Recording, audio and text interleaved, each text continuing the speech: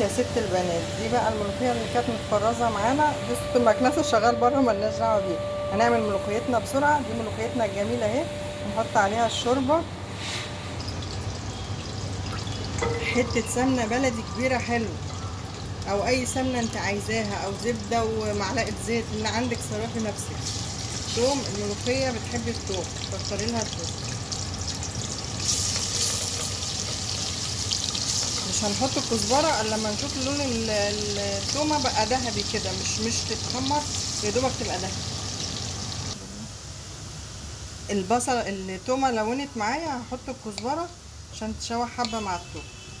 خلي بالك الملوخيه توم وكزبره.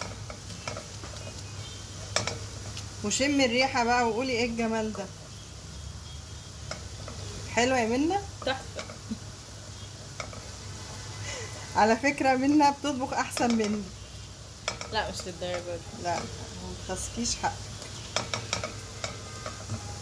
منى بنتي الكبيره واختي وحبيبتي وصاحبتي، وكل شويه اقول لها كده، ودي حقيقه والله. انتي اللي علمتيني يا حبيبتي.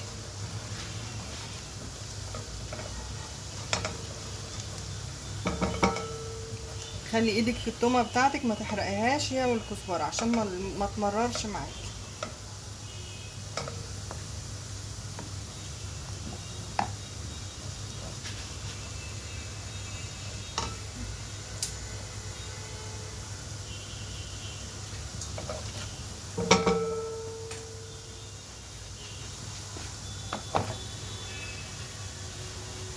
وطشي ملوخيتك.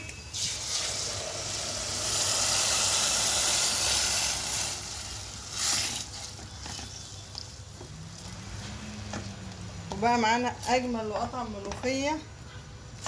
ونقول يوم كمان من ايام رمضان عدى علينا بالخير. وما تنسوش ان احنا في الليالي الفضيله المهمه ما تضيعوهاش.